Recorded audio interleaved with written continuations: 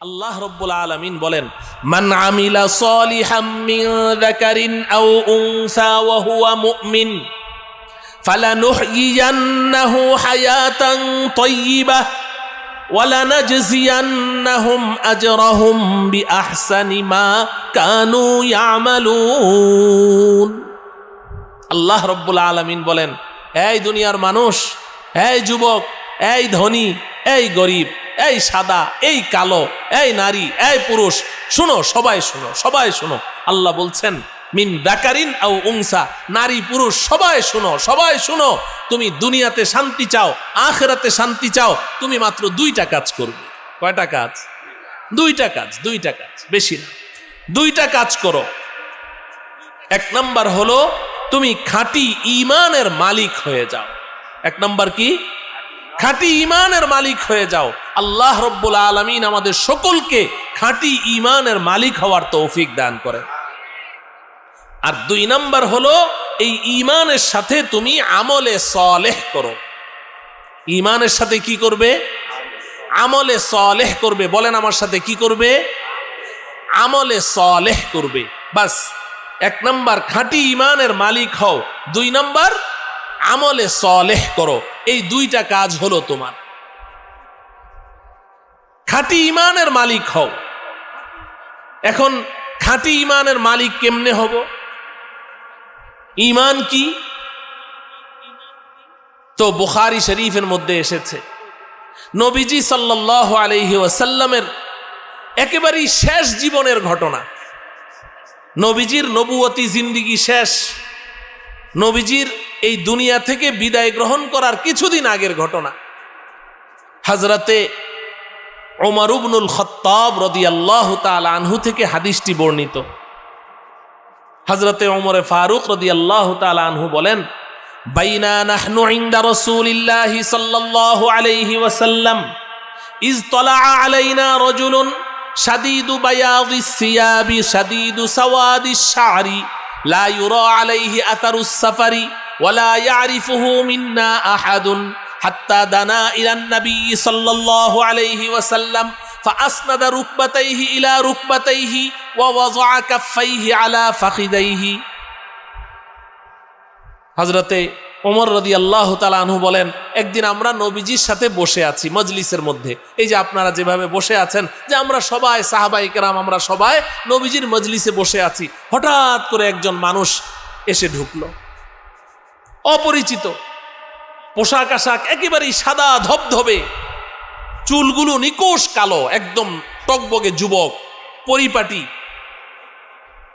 তার চেহারার মধ্যে কোনো সফরের কোনো চিহ্ন নেই যে অনেক দূর থেকে এসেছে। মরুভূমি পাড়ি দিয়ে আসলে চুলগুলো এলোমেলো থাকবে, ধুলামলিন থাকবে না, একেবারেই পরিপাটি, মনে হয় যেন এই পাশের ঘর থেকেই বের হয়ে আসলো। কিন্তু আশ্চর্যের ব্যাপার হলো, ওয়ালা ইয়ারিফুহু মিন্না আহাদুন, আমাদের মধ্যে কেউ তাকে চিনতে পারছে না, কেউ তাকে চিনতে পারছে না। তো যদি এই এলাকার হয় তাহলে কেউ না কেউ তো চিনবে, তাহলে বোঝা যায় এই এলাকার না, অনেক দূর থেকে এসেছে। কিন্তু দূর থেকে আসার কোনো চিহ্নও তার শরীরের মধ্যে নাই, খুব পরিপাটি। আর লোকটি এসেই সোজা মজলিসের ভিতর দিয়ে এসে সবাইকে ডিঙ্গিয়ে এসে একদম নবীজি সাল্লাল্লাহু আলাইহি সাল্লামের দুই হাঁটুর সাথে তার দুই হাঁটু মিলিয়ে একদম বসে গেল। ওয়া ওয়াযআ কাফাইহি আলা ফাখিযাইহি, এবং তার দুই হাত নবীজির দুই রানের উপরে রেখে বসল। আশ্চর্যের ব্যাপার, এমন দৃশ্য তো কোনোদিন কাউকে করতে দেখি নাই। সব সাহাবায়ে কেরাম এভাবে তাকিয়ে আছে, আরে এই লোকটাকে কোত্থেকে আসলো, এভাবে নবীজির সাথে এভাবে বসে আছে।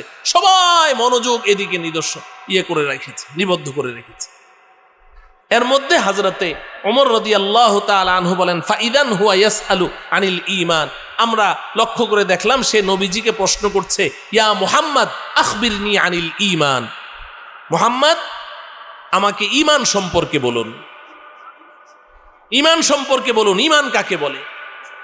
প্রথম প্রশ্ন, চারটা প্রশ্ন করেছে। তো নবীজি সাল্লাল্লাহু আলাইহি সাল্লাম জবাব দিলেন, আল ঈমানু আন তুমিনা বিল্লাহি ওয়া মালাইকাতিহি ওয়া কুতুবিহি ওয়া রুসুলিহি ওয়াল ইয়াউমিল আখিরি ওয়াল কদরি খাইরিহি ওয়া শাররিহি মিনাল্লাহি তাআলা ওয়াল বাসি বাদাল মাউত। নবীজি বললেন, ঈমান হচ্ছে যে তুমি মনে প্রাণে সাতটা বিষয়কে বিশ্বাস করবে। এক নম্বর আনতুমিনা বিল্লাহ, আল্লাহকে বিশ্বাস করবে, ওয়া মালাইকাতিহি, আল্লাহ পাকের সমস্ত ফেরেশতাদেরকে বিশ্বাস করবে, ওয়া কুতুবিহি, আল্লাহ পাকের পক্ষ থেকে অবতীর্ণ সমস্ত কিতাবকে বিশ্বাস করবে, ওয়া রুসুলিহি, আল্লাহ পাকের পক্ষ থেকে প্রেরিত সমস্ত নবী রসুল পয়গম্বরগণকে বিশ্বাস করবে, ওয়াল ইয়াউমিল আখিরি, পরকাল দিবসকে বিশ্বাস করবে, ওয়াল কদরি খাইরিহি ওয়া শাররিহি মিনাল্লাহি তাআলা, এবং তোমার ভাগ্যলিপিকে বিশ্বাস করবে।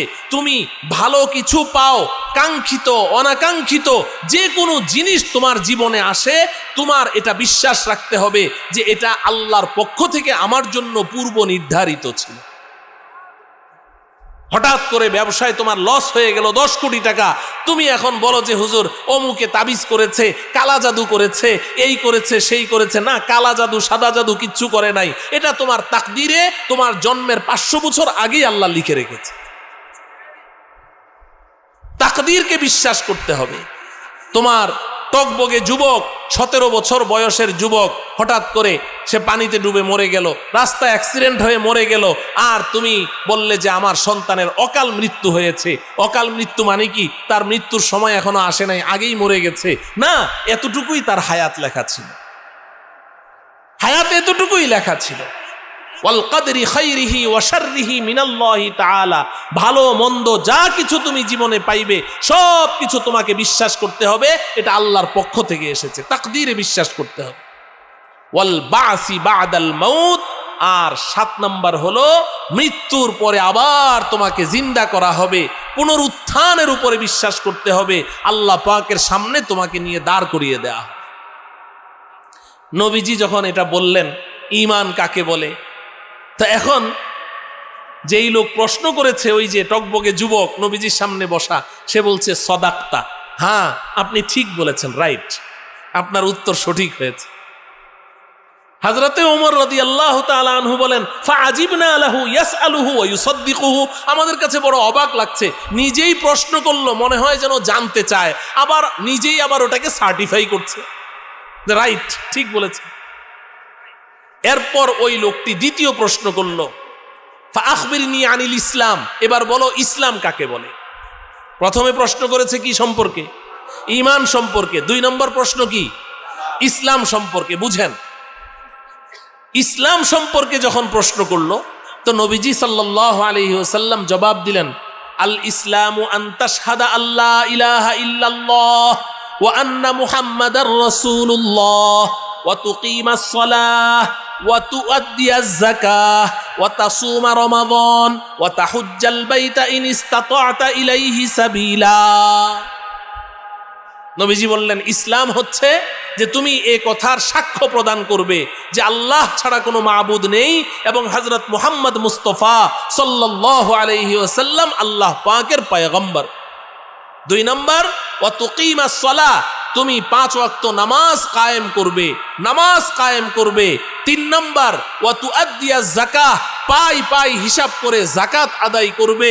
4 নম্বর, ওয়া তাসুমা রমাদান, রমাজানুল মুবারকের প্রত্যেকটা রোজা সঠিকভাবে আদায় করবে।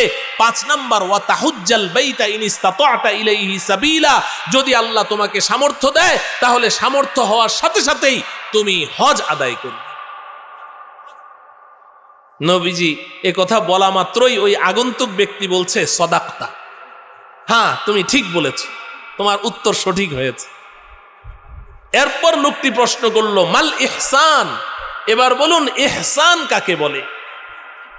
ইহসান কাকে বলে? ঈমান তো জানলাম, ইসলাম তো জানলাম, ঈমান গ্রহণ করার পরে কেউ যদি এই ইসলামের উপরে পুরোপুরি ভাবে 100% যদি সে চলতে পারে তাহলে সে ইহসানের মর্যাদায় উত্তীর্ণ হয়ে যায়। ওই ইহসানের মর্যাদাটা কি? নবীজি সাল্লাল্লাহু আলাইহি ওয়াসাল্লাম বললেন, ইহসানের মর্তবায় যে উন্নীত হয় সেই মর্তবাটা হলো আন তা'বুদাল্লাহা কাআন্নাকা তারাহু ফাইল্লাম তাকুন তারাহু ফাইন্নাহু ইয়ারাকা। তুমি যদি ইহসানের মর্যাদায় উন্নীত হতে চাও, অর্থাৎ একজন ইমানদার মুসলমান আল্লাহ পাকের নৈকট্য লাভ করতে করতে করতে করতে একেবারেই আল্লাহ পাকের নিকটে চলে যায়, তো এটাকে ইহসান বলা হয়। তুমি সেই মর্তবায় উন্নীত হতে চাও তাহলে শুনো, ওই মর্তবায় উন্নীত হতে গেলে তুমি এমন ভাবে ইবাদত করবে, ইবাদত যখন শুরু করবে তখন তোমার অবস্থা এমন হবে মনে হয় যেন তুমি তোমার রবকে দেখে দেখে ইবাদত করছো। নামাজ শুরু করেছো, শুরু থেকে শেষ পর্যন্ত পুরাটা অবস্থা তোমার এমন হবে যে তুমি যেন তোমার রবকে দেখতে পাচ্ছ, দেখে দেখে নামাজ পড়ছো। কিন্তু এই পৃথিবীর বুকে আল্লাহকে দেখা কি সম্ভব? দেখা সম্ভব নয়। এজন্য নবীজি সাথে সাথে বললেন, ফাইল্লাম তাকুন তারাহু ফাইন্নাহু ইয়ারাকা, যদিও তুমি তাকে দেখতে পাচ্ছ না, তবে অন্তত পক্ষে তোমার মধ্যে এই অবস্থার সৃষ্টি হয়ে যেতে হবে, পুরাটা ইবাদত চলাকালীন তোমার মধ্যে এই অবস্থা বিরাজমান থাকবে যে তিনি আমার দিকে তাকিয়েই আছেন। এটা হলো ইহসান। এরপর 4 নম্বর প্রশ্ন করেছে, মাতাস সাআ, কিয়ামত কবে হবে? তো নবীজি সাল্লাল্লাহু আলাইহি সাল্লাম বললেন, মাল মাসউলু আনহা বিআলামা মিনাস সাইল, এই আগন্তুক ব্যক্তি, কিয়ামত সম্পর্কে তুমি আমাকে প্রশ্ন করছো? প্রশ্নকারীর তুলনায় যাকে প্রশ্ন করেছো সে অতিরিক্ত কিছুই বলতে পারে না। তুমি যা জানো আমিও তাই জানি, তোমার চেয়ে আমি বেশি কিছু জানি না, তবে কিয়ামতের কিছু নিদর্শন আমি তোমাকে বলে দিতে পারি। নবীজি তাকে কিছু নিদর্শন বললেন, হাদিস অনেক লম্বা। এরপরে লোকটি চলে গেল, লোকটি উঠে চলে গেল। দরজা দিয়ে বের হওয়া মাত্রই নবীজি বললেন, রুদ্দুহু রুদ্দুহু, লোকটিকে ডাকো, লোকটিকে ডাকো। এটা বলা মাত্রই কয়েকজন সাহাবী উঠে দৌড় দিলেন। বাইরে গিয়ে ফালাম ইয়ারাউ শাইআন, গিয়ে দেখেন কেউ নাই, কিচ্ছু নাই। আরে গেল কোথায়? এই মাত্র লোকটি বের হলো, গেল কোথায়? ফালাম ইয়ারাউ শাইআন। নবীজি সাল্লাল্লাহু আলাইহি ওয়াসাল্লাম তখন বললেন যে তোমরা দেখবে কি? হাযা জিবরাইলু আতাকুম ইউআল্লিমুকুম দীনাকুম, আরে এটা তো কোনো মানুষ না, উনি তো ছিলেন জিবরাইল আলাইহিস সালাম, এসেছেন তোমাদেরকে দ্বীন শিক্ষা দেওয়ার, তোমাদেরকে দ্বীন শিক্ষা দেওয়ার জন্য এসেছেন। আমার প্রিয় ভাইয়েরা, বিশেষ করে আমার যুবক ভাইয়েরা, তাহলে তোমার পরিচয় কি? তোমার পরিচয় কি? যে আমি মালিক সমিতির অমুক, এই পরিচয়? এই পরিচয় নিয়ে তুমি বাঁচতে চাও না। তোমার পরিচয় হলো আমি একজন ইমানদার মুসলমান। বলেন আমাদের পরিচয় কি? আমরা ইমানদার মুসলমান। এই পরিচয় নিয়ে আল্লাহর আদালতের কাঠগড়ায় দাঁড়াতে হবে। ইমানদার মুসলমান, দুইটা শব্দ আমি বললাম, ইমানদার মুসলমান। তো ইমানদার, হযরতে জিবরাইল আলাইহিস সালাম প্রথম প্রশ্ন করেছেন, মাল ঈমান, ঈমান কাকে বলে? ঈমান হচ্ছে কতগুলো বিশুদ্ধ আকীদা এবং বিশ্বাসের নাম। কতগুলো বিশুদ্ধ আকীদা বিশ্বাস আপনার অন্তরে লালন করতে হবে, তবে আপনি ঈমানদার হবেন। এখন এই বিশ্বাসগুলোর মধ্যে যদি কোনো উল্টাপাল্টা বিশ্বাস আপনি লালন করেন, আপনার কিন্তু ঈমানই নাই, শেষ। আর ঈমান নাই মানে কিছুই নাই। ঈমান হারা, সর্বহারা। ঈমান হারা কি? বলেন ঈমান হারা কি? সর্বহারা। ঈমান নাই। ঈমানকে বিশুদ্ধ রাখতে হলে ওই আকীদা বিশ্বাসগুলো বিশুদ্ধ রাখতে হবে। আপনি ফেরেশতাদেরকে আপনি মানেন, ওই যে আমানতু বিল্লাহি ওয়া মালাইকাতিহি, আমি আল্লাহকে মানি, বিশ্বাস করি, আমি ফেরেশতাদেরকে বিশ্বাস করি। কিন্তু ফেরেশতাদেরকে বিশ্বাস করবেন কেমনে? বিশ্বাস করবেন ইহুদিদের মতো। ইহুদিরা বলে আল মালাইকাতু বানাতুল্লাহ, ফেরেশতারা আল্লাহর কন্যা সন্তান। নাউজুবিল্লাহ বলেন। এই বিশ্বাস করলে ঈমান থাকবে? তো ফেরেশতা তো বিশ্বাস করলেন ঠিকই, কিন্তু আপনি বলেন যে ফেরেশতারা আল্লাহর কন্যা, এই বিশ্বাস করলে ঈমান থাকবে না।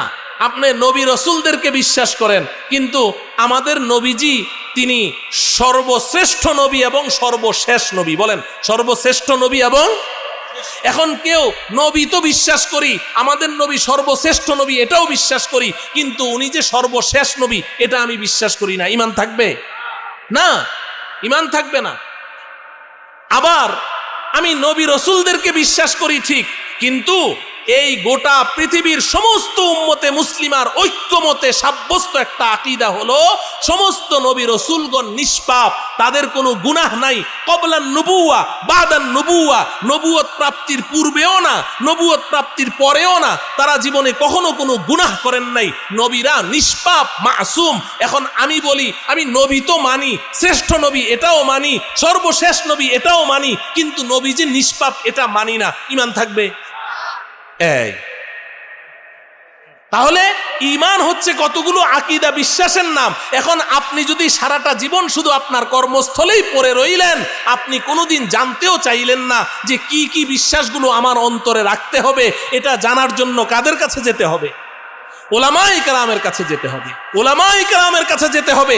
কোনো ওজর চলবে না রে ভাই, কোনো ওজর চলবে না আল্লাহর কাছে যে আল্লাহ এত খাটাখাটি করেছি, সকাল থেকে সন্ধ্যা পর্যন্ত গাধার মতো খেটেছি, রোদের মধ্যে কত কষ্ট করেছি, জীবনযাপন করেছি, এই সমস্ত ওজর চলবে না। আরে এখন তো আপনি 10 কদম সামনে গেলেই আপনার হাতের কাছেই ওলামায়ে কেরাম আছে। একটা সময় তো ছিল একটা মাসআলা জানার জন্যে, একটা হাদিস জানার জন্যে 1 মাসের পথ অতিক্রম করে তারা চলে গেছে। ورحل جابر بن عبد الله مسيرة شهر إلى عبد الله بن أنيس لحديث واحد। ইমামে বুখারী রাহমাতুল্লাহ আলাইহি বলেন যে মদিনা থেকে 1000 মাইল দূরে 1 মাসের পথ সফর করে জাবির ইবনে আব্দুল্লাহ রাদিয়াল্লাহু তাআলা আনহু সেই আব্দুল্লাহ ইবনে উনাইস রাদিয়াল্লাহু তাআলা আনহুর কাছে চলে গেছেন একটা হাদিসের জন্য। আপনার তো এখন সেই ওজন নাই। এজন্য ঈমান হচ্ছে আকীদা, বিশ্বাসকে ঠিক করতে হবে। আর আমি শুধু ঈমানদার নাকি মুসলমানও? মুসলমান। আর মুসলমান হতে গেলে কি করতে হবে? ওই যে নবীজি বলেছে, জিবরাইল জিজ্ঞাসা করলেন মাল ইসলাম, নবীজি বললেন আনতাশহাদা আল্লাহ ইলাহা ইল্লাল্লাহ, মুখে স্বীকার করতে হবে। আবার ওয়া তুকিমাস সালাহ, নামাজ পড়তে হবে। পড়া লাগবে, 5 ওয়াক্ত নামাজ পড়া লাগবে। নামাজ ছাড়া কি মুসলমান হওয়া যাবে? আমরা সবাই নামাজ পড়বো তো ইনশাআল্লাহ। কারা কারা পড়বো হাত উঠাই। হে আল্লাহ, আপনি আমাদের সবাইকে নামাজ কায়েম করার মাধ্যমে খাঁটি মুসলমান হওয়ার তৌফিক দান করেন। হাত নামান। নামাজ পড়তে হবে 5 ওয়াক্ত।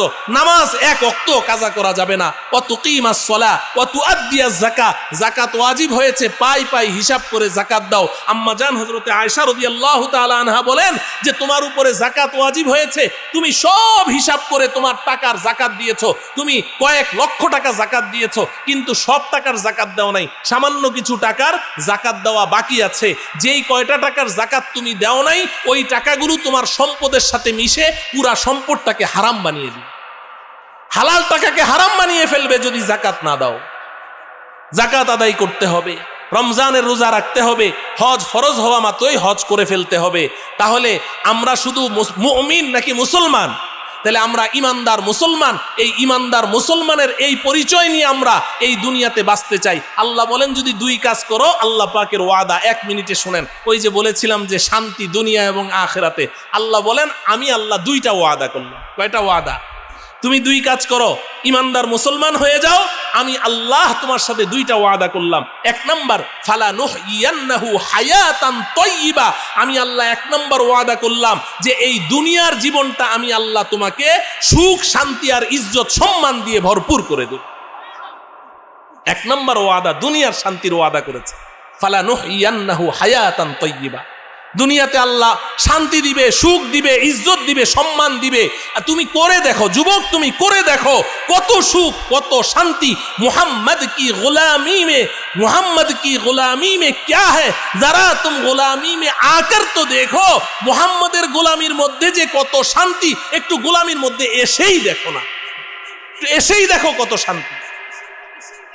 আর 2 নম্বর ওয়াদা ওয়ালা নাজজিয়ান্নাহুম আজরাহুম বিআহসানি মা কানু ইয়ামালুন, হাসরের ময়দানে বান্দা আছো, আমি আল্লাহ তোমার অপেক্ষায় আছি, আসো আমার আদালতের কাঠগড়ায় দাঁড়াও। তুমি যখন ইমানদার মুসলমানের সার্টিফিকেট নিয়ে আসবে, তো তুমি দুনিয়াতে যত আমল করেছো, এই আমলের বিনিময়ে যেই পরিমাণ নেকির তুমি হকদার হয়েছো, আমি আল্লাহ তোমার এই নেকিগুলোকে বাড়াতে বাড়াতে বাড়াতে বাড়াতে কোটি কোটি গুণ বৃদ্ধি করে তারপরে তোমার হাতে তুলে দেব।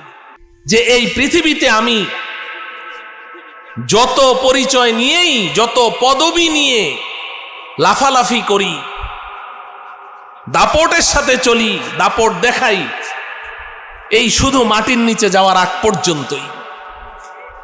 এগুলো একটাও আমার কোনো কাজে লাগবে না, এরপরে সব শেষ, সব শেষ।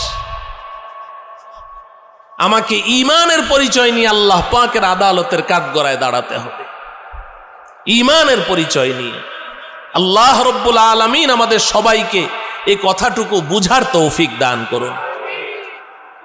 মুফাসসিরিনে কেরাম এই আয়াতের তাফসিরে পরিষ্কার লিখেছেন যে এই আয়াত থেকে আল্লাহ পাক এই দুনিয়ার মানুষকে এই মেসেজ দিয়ে দিয়েছেন যে দুনিয়াতে একজনের ঈমান আরেকজনের কাজে লাগবে না।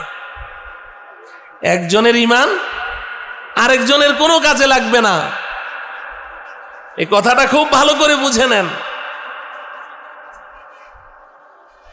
আমি অমুকের স্ত্রী, অমুকের কন্যা, অমুকের বাবা, এই অমুকের কি এটা আল্লাহ পাক দেখবেন না। আমার মধ্যে কি আছে সেটা আল্লাহ পাক দেখবেন। আমি আমার নিজেকে কতটুকু তৈরি করতে পেরেছি, একজনের ঈমান আরেকজনের জন্য কাজে লাগবে না। আবার একজন যদি কাফের হয়, ওর কুফরি আরেকজনকে কোনো ক্ষতি করতে পারবে না। এই 11 নম্বর আয়াতে আল্লাহ পাক আবার সেই দৃষ্টান্ত দিয়েছেন যে নবীর স্ত্রী হয়ে নিজে ঈমানের মালিক না হওয়ার কারণে চিরদিন জাহান্নামে জ্বলবে। আর পরের আয়াতে আল্লাহ পাক বলছেন যে এই পৃথিবীর সবচেয়ে বড় নাফরমান ফেরাউনের স্ত্রী হয়ে ঈমানের পরিচয় থাকার কারণে আসিয়ার জন্য আল্লাহ পাক দুনিয়াতেই জান্নাতের শুভ সংবাদ দিয়ে দিয়েছে। অতএব তুমি তোমার নিজেকে কতটুকু তৈরি করতে পেরেছ, নিজে কতটুকু ঈমানের মালিক হতে পেরেছ। আরে কন্যার পরিচয় দিয়ে তো খুব লাফালাফি, খুব লাফালাফি। অমুকের কন্যা, সিংহ কন্যা, বাঘ কন্যা, বিলাই কন্যা, ইঁদুর কন্যা, কত কন্যা। কন্যাদের জ্বালায় অতিষ্ঠ। কিন্তু লাফালাফি তো আখেরাতে তো কি হবে আল্লাহই ভালো জানেন। দুনিয়াতেই আল্লাহ দেখিয়ে দিয়েছেন যে এই কন্যার লাফালাফি এটা বেশি দিন চিরস্থায়ী হয় না। ঠিক তদ্রূপ স্ত্রীর পরিচয়, এটাও আল্লাহর কাছে কোনো কাজে লাগবে না। তোমার নিজের পরিচয় কি সেটা বলো। আমার প্রিয় ভাইয়েরা, বুখারী শরীফের মধ্যে এসেছে নবীজি সাল্লাল্লাহু আলাইহি ওয়াসাল্লাম তার কন্যা হযরতে ফাতেমাকে ডেকে বলছেন, ইয়া ফাতিমা আনকিযি নাফসাকি আনিন নারিল হাতিমা ফাইন্নী লা উগনি লাকি মিনাল্লাহি শাইআ। ও আমার কলিজার টুকরা ফাতেমা, জাহান্নামের আযাব থেকে বাঁচতে চাও, আল্লাহ পাকের গজব থেকে বাঁচতে চাও, নিজের ঈমানের পরিচয় নিয়ে আল্লাহর আদালতের কাঠগড়ায় দাঁড়াও। ফাইন্নী লা উগনি লাকি মিনাল্লাহি শাইআ। হাসরের ময়দানে গিয়ে আল্লাহকে বলবে, আল্লাহ আমি আপনার শ্রেষ্ঠ পয়গম্বর, শ্রেষ্ঠ নবী হযরত মুহাম্মদ মুস্তাফা সাল্লাল্লাহু আলাইহি ওয়াসাল্লামের কলিজার টুকরা আমি ফাতেমা। নবীজি বলেন এই পরিচয় তোমার কোনো কাজেই লাগবে না, কোনো কাজে লাগবে না। আনকিযি নাফসাকি আনিন নারিল হাতিমা। অতএব কথা একেবারেই সুস্পষ্ট কথা। আমার প্রিয় ভাইয়েরা, কত পরিশ্রম করেন। এখানে টার্মিনালে আসলে দেখা যায় 5 মিনিট হাঁটলে ক্লান্ত হয়ে যাই। সারাটা দিন রোদের মধ্যে আপনারা কত পরিশ্রম করেন। এই দুনিয়ার জগৎটা এইভাবে কষ্ট করে কাটাচ্ছেন। এটা ক্ষণস্থায়ী জীবন। যে কোনো মুহূর্তে আপনার ডাক আসলে আপনি চলে যাবেন। এটা ক্ষণস্থায়ী। এখানে কোনো না কোনো ভাবে সময়টা কাটিয়ে দেন, কোনো সমস্যা নেই। অনেক বিশাল ইমারতের মালিক হওয়ার প্রয়োজন নেই। গাড়ি বাড়ি অনেক কিছুর মালিক হওয়ার, এগুলোর তো কোনো কিছুই আল্লাহর কাছে মূল্য নেই। আপনি শুধু চিন্তা করবেন আমার এর পরের জীবনটা, যেটা চিরস্থায়ী জীবন, যেটা শুরু আছে তো শেষ নেই, ওই জীবনটা আমার কেমন হবে। এজন্য একজন আল্লাহর ওলি বলেছেন, ইহা ऐसे रहो या वैसे रहो लेकिन देखना चाहिए कि वहां कैसे रहो। ইহা ऐसे रहो या वैसे रहो। দুনিয়াতে যেন তেন ভাবে কোন রকম জীবনটা কাটিয়ে দাও, কোন রকম হাতের উপরে মাথাটা রেখে চোখ বন্ধ করো, ঘুমিয়ে পড়ো, 4টা ডাল ভাত জুটেছে, বাস সন্তুষ্ট থাকো, কোন রকম সময়টা কাটিয়ে দাও। এটা তো সামান্য একটু সময়। কিন্তু তুমি এটা চিন্তা করো যে এর পরে আমার যে আরেকটা জীবন শুরু হবে, এটা কোনোদিন শেষ হবে না, ওটা কোনোদিন শেষ হবে না। ওই জীবনটা আমার কেমন হবে, ওটা নিয়ে চিন্তা করো। এজন্য নবীজি সাল্লাল্লাহু আলাইহি ওয়াসাল্লাম পরিষ্কার বলেছেন, ক্বালা রাসূলুল্লাহি সাল্লাল্লাহু আলাইহি ওয়াসাল্লাম আল কাইসু মান দানা নাফসাহু ওয়া আমিলা লিমা বাদাল মাউত। প্রকৃত বুদ্ধিমান ওই ব্যক্তি যে তার নিজের পরিচয় জানতে পেরেছে, আমি কে, কোত্থেকে এসেছি, কেন এসেছি, কোথায় যাব, নিজের পরিচয়টা জানে এবং মৃত্যু পরবর্তী জীবনের জন্য প্রস্তুতি গ্রহণ করে, সে হচ্ছে প্রকৃত বুদ্ধিমান। সে হচ্ছে প্রকৃত বুদ্ধিমান। হাকিমুল উম্মাত মুজাদ্দিদুল মিল্লাত হযরত মাওলানা শাহ আশরাফ আলী থানভী রহমতুল্লাহি আলাইহি তিনি বলেছেন যে তুমি তোমার জীবনে 3টা প্রশ্নের জবাব তৈরি করে রাখো। 3টা প্রশ্নের জবাব তুমি তৈরি করে রাখো, বাস আর কিছু লাগবে না। এই 3 প্রশ্নের জবাব তৈরি করে প্রস্তুত করে তুমি যদি আল্লাহ পাকের আদালতের কাঠগড়ায় দাঁড়াতে পারো, আল্লাহ রব্বুল আলামিন তোমার জন্য জান্নাতের ফয়সালা করে দিবে। 3টা প্রশ্নের জবাব। 1 নম্বর, কাহা সে আয়া, তুমি কোত্থেকে এসেছো, কে তোমাকে পাঠিয়েছে? 1 নম্বর প্রশ্ন। তুমি তো ছিলে না, তুমি তো ছিলে না, কিছুই ছিল না তোমার। হাল আতা আলাল ইনসানি হিনুম মিনাদ দাহরি লাম ইয়াকুন শাইআম মাযকুরা। আল্লাহ পাক বলেন যে কিরে মানুষ, তোমার কি একটা সময় এমন ছিল না যে তুমি কিছুই ছিলে না, কিছুই ছিলে না। লাম ইয়াকুন শাইআম মাযকুরা, একটা ফোঁটা নাপাক পানি থেকে আল্লাহ পাক তোমাকে সৃষ্টি করেছেন। তো তুমি প্রথম প্রশ্নের জবাব তৈরি করো, তুমি কোত্থেকে এসেছো, কে তোমাকে পাঠিয়েছে। 2 নম্বর প্রশ্ন হলো কিউ আয়া, এই দুনিয়াতে তোমাকে কেন পাঠানো হয়েছে, কি জন্য এসেছো দুনিয়াতে? এমনি এমনি? আল্লাহ পাক কোরআনে কারীমে বলেন আলিফ লাম মিম আহাসিবান নাসু আন ইউতরাকু আন ইয়াকুলু আমান্না ওয়া হুম লা ইফতানুন। আল্লাহ রব্বুল আলামিন বলেন এমনি এমনি তোমাদেরকে তৈরি করেছি, কোনো উদ্দেশ্য ছাড়াই না। এখানে আসার একটা লক্ষ্য উদ্দেশ্য আছে, ওটা নিয়ে তুমি চিন্তা করো। আর 3 নম্বর প্রশ্ন হলো নতিজা ক্যা হ্যায়, তোমার ফলাফল কি, রেজাল্ট কি, তুমি কোথায় যাবে। এখন প্রশ্ন হলো যে এই দুনিয়ার জগতে যে আল্লাহ পাক আমাকে পাঠালেন, আমি এই দুনিয়াতেও ভালো থাকতে চাই, আবার পরকালেও ভালো থাকতে চাই। বলেন ঠিক কিনা? দুনো জগতেই আমি ভালো থাকতে চাই, নাকি এই জগতে খারাপ থাকতে চাই, ওই জগতে খারাপ থাকতে চাই?